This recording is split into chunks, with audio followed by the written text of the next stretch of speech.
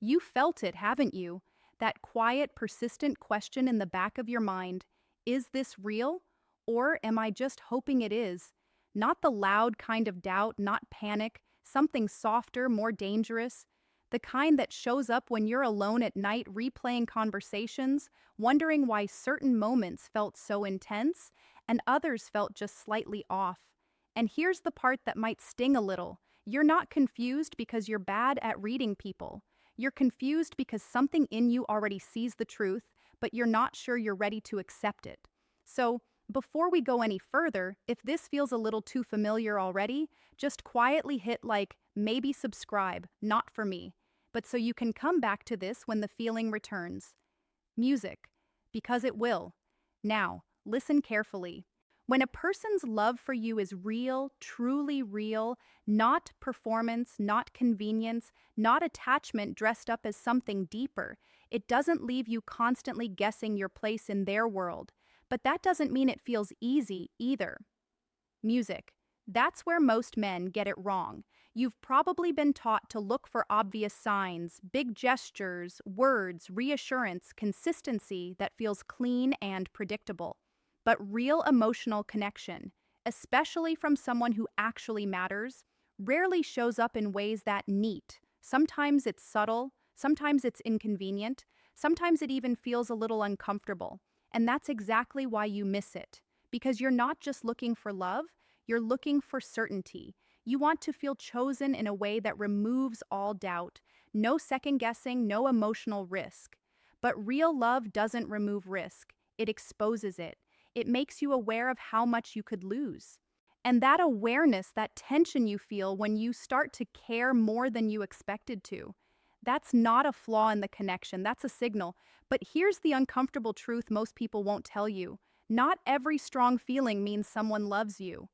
And not every real love feels the way you imagined it would. So the question isn't just, music, do they love me? The real question is, are you paying attention to the one sign that actually reveals it? The one thing people can't fake for long, no matter how hard they try. Because once you see it, you won't be able to unsee it. And it might change how you look at someone permanently. There's a moment you've probably experienced, even if you didn't give it a name. You're sitting with this person, maybe in silence, maybe in conversation, and suddenly something shifts. Not in them, in you. You feel slightly more exposed than you expected to feel. Not because they've asked anything direct, but because their presence doesn't let you hide in your usual ways. And you might not admit this out loud, but part of you starts adjusting. The way you sit, the way you speak, even the things you leave unsaid. Now, here's where most men misunderstand what's happening. They think, I must be nervous because I care. Or worse, music, I need to act more confident so I don't mess this up. But what's actually happening is far more revealing. Real emotional connection, when it's real on the other side, has a way of gently disrupting your internal autopilot. Because you're not being managed, you're being seen. And being seen in the psychological sense isn't always comforting. It removes your ability to stay in performance mode. Let me explain it in a simpler way.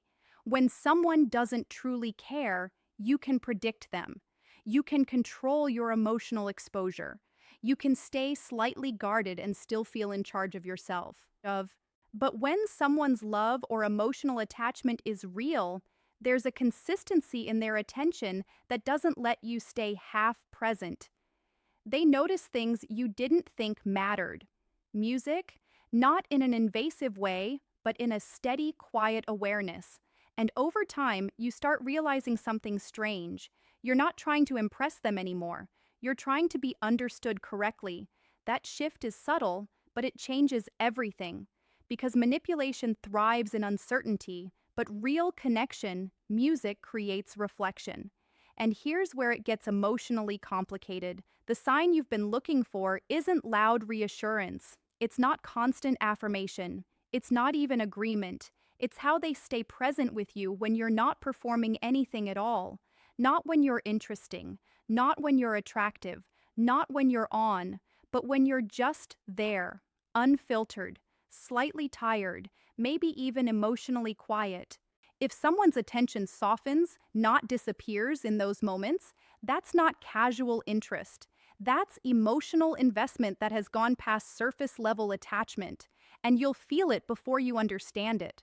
A strange sense of safety, music, mixed with vulnerability you didn't plan on showing. And that's exactly where most people start to doubt it. Because it doesn't feel like the movies. It feels like being quietly known, and that can be unsettling if you're not used to it. But that unsettled feeling, it's where the truth starts to surface. Music. You know what people rarely admit?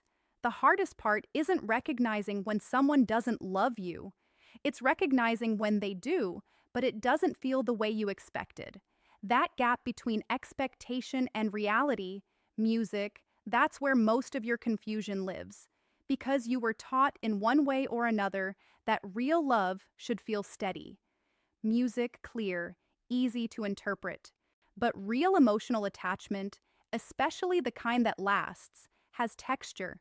It breathes, it shifts, it reacts music to who you are in real time, not who you're pretending to be. And this is where something interesting happens in relationships. When someone's feelings are not real, their behavior often becomes optimized. Predictable kindness, timed attention, controlled distance. You can feel the pattern if you're honest with yourself. But when it is real, there's a kind of emotional sloppiness that shows up. Not irresponsibility, not chaos, something more human. They might say things in ways that aren't perfectly polished. They might struggle to express exactly what they feel. They might even pull back sometimes, not because they don't care, but because they do, and it overwhelms their internal balance. And instead of that being comforting, it often confuses you, because your mind starts asking, if they really care, why does it feel uncertain sometimes? But uncertainty is not always absence. Sometimes it's intensity without full control. And here's where I need you to pay attention closely. There is one sign that quietly separates emotional convenience from emotional truth. It's not how much they talk to you. It's not how often they show up. It's what happens when you change emotionally, when you're not giving them the version of yourself that's easy to handle, when you're quieter than usual, or slightly distant, or even emotionally complicated in a way that requires patience instead of admiration. People who are only partially invested will drift subtly, gradually. They won't announce it. They'll just reduce emotional effort without explanation. But someone whose feelings are real will recalibrate, not overreact, not chase, not perform panic. They adjust to you. They stay mentally present even when the emotional atmosphere shifts.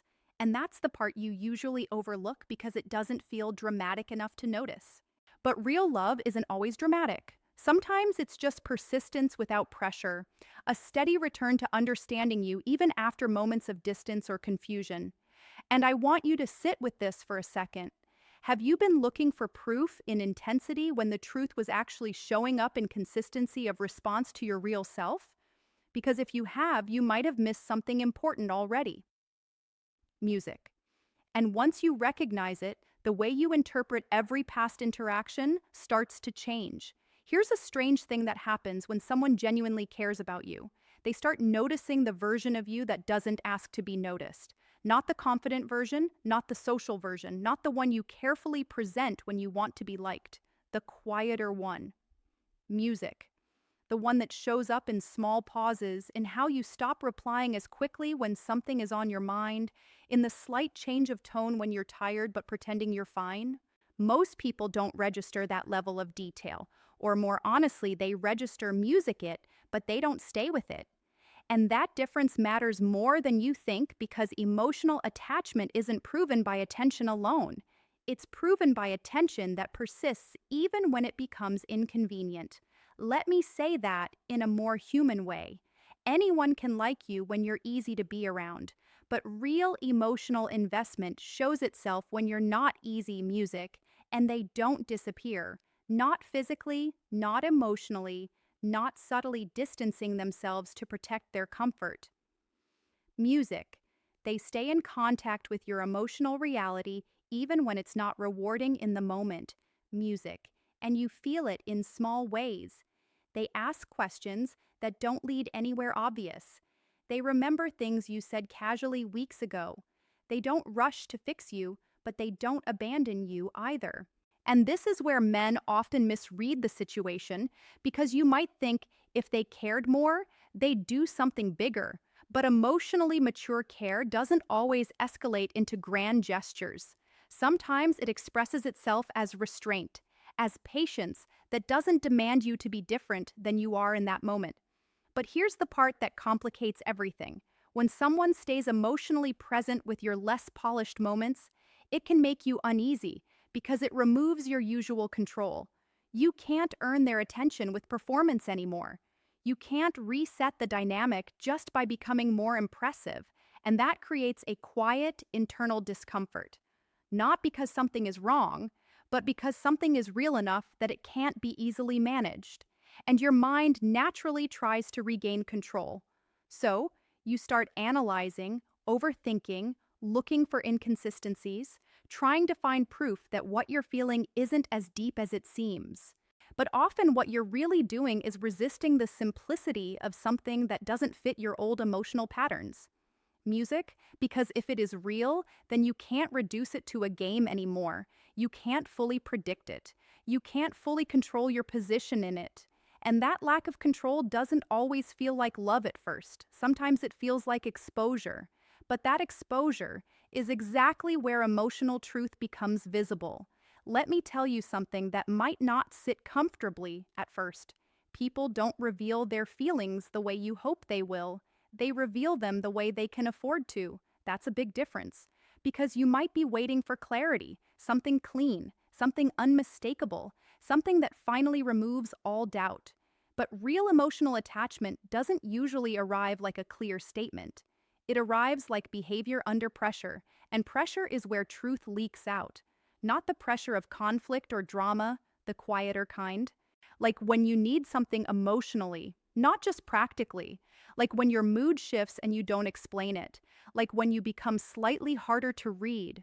That's when you start seeing what someone actually feels. Now pay attention here because this is where your misunderstanding might have been hiding. If someone is only interested in you at a surface level, their engagement depends on your clarity. When you're easy to understand, they stay close. When you become emotionally layered, they drift towards simplicity, away from you. But when someone's feelings are real, they don't move away from your complexity. They lean into it, even if they don't fully understand it. Not perfectly, not always gracefully, but consistently. And consistency here doesn't mean constant communication or constant affection. It means something more subtle. It means they don't emotionally abandon you when you become harder to interpret. They stay mentally with you, even when they don't have the perfect response. And this is where things get psychologically interesting, because most men interpret emotional depth through reaction. If someone reacts strongly, they assume it means more. If someone pulls back, they assume it means less. But emotional reality doesn't always follow reaction patterns. Music. Sometimes the deepest feelings show up as hesitation, not distance. As careful responses, not silence. As a slower emotional rhythm, music, not absence. And if you're not paying attention, you might mistake that slowness for uncertainty, when in reality, it might be restraint, a kind of internal self-control, because the feelings are actually real enough to matter. And here's the part that often gets overlooked. People who don't care deeply don't spend energy regulating their emotional expression around you. They just show up as they are and leave as they feel. But when someone cares, they become aware of the impact you have on them. Music. And that awareness changes their behavior, not into perfection, into consideration. And you can feel that difference in the way they respond to you when nothing is being asked of them. Not when you're entertaining them, not when you're giving them attention, but when you're simply existing in their emotional space without effort. That's where truth stops hiding, and the uncomfortable realization starts forming quietly in your mind. Maybe I've been measuring this all wrong. There's a point in some connections where you stop asking, "Do they like me?" and start quietly wondering something heavier. Why do I feel so emotionally seen and still unsure? That contradiction is where most people get stuck. Because you can have moments of real closeness, real laughter, real warmth, even real vulnerability, music, and still not feel fully settled. And your mind starts trying to solve it like a puzzle. If it feels good sometimes, it must be good overall. If it feels confusing sometimes, something must be wrong. But human attachment doesn't behave like a simple equation, especially not when it's real. When someone's emotional connection to you is genuine, it doesn't just show up in how they treat your best version. It shows up in how they respond to your emotional shifts. Not dramatic ones, not obvious ones. The small internal weather changes. When you're slightly withdrawn but still present. When your energy drops but you don't explain why. When you're not asking for anything, but your emotional tone changes anyway. People who are not truly invested tend to ignore these shifts unless they benefit from responding. They stay aligned with what's easy. But someone who cares starts adjusting to what's real. And this adjustment is rarely loud. It's often quiet enough that you almost miss it. A slower message instead of disappearing. A check-in that doesn't demand anything back. A moment of patience where frustration could have easily replaced it. Not perfection, not constant emotional availability, but a willingness to stay emotionally connected even when the situation stops being convenient. And I want you to notice something important here. This kind of behavior doesn't come from obligation. It comes from emotional relevance. You matter in their internal world enough that your state affects how they orient themselves. And that doesn't always feel flattering. Sometimes it feels like responsibility you didn't ask for. Sometimes it feels like emotional weight on both sides. Music. And that's why people often misread it, because we tend to associate love with ease. But real attachment introduces complexity, not because something is wrong, but because something is real enough to have consequences. And here's the quiet turning point most people miss. You stop feeling like you're being evaluated and start feeling like you're being considered.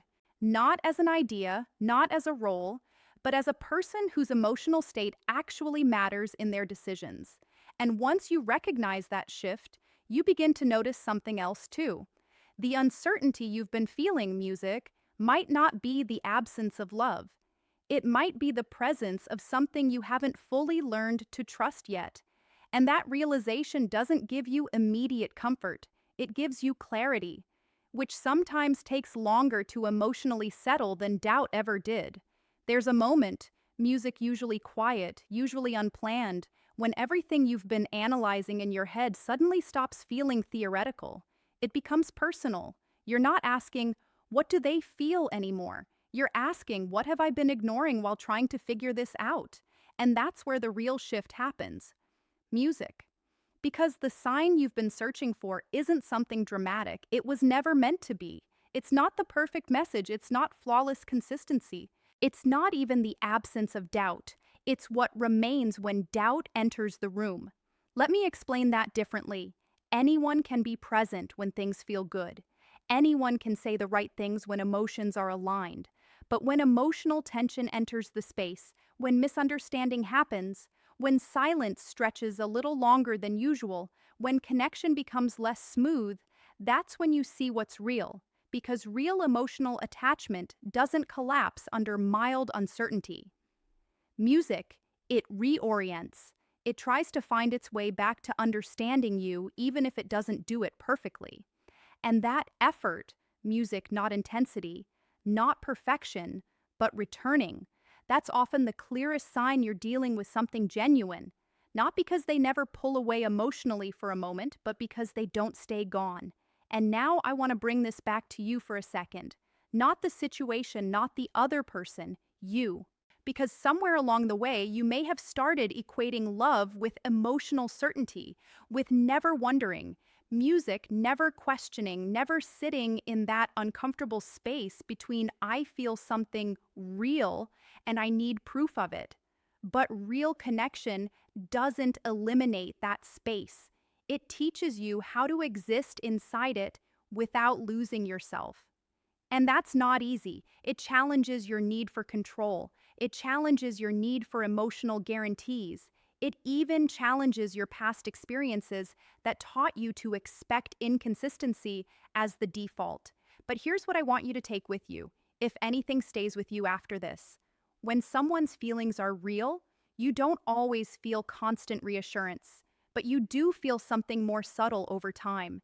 You feel returning presence, not perfection, not intensity, just a steady coming back toward you even after distance, confusion, or silence.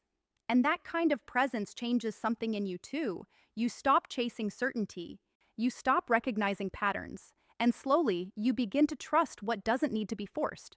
Because real emotional truth doesn't demand that you stop questioning, it just becomes something you can no longer fully deny.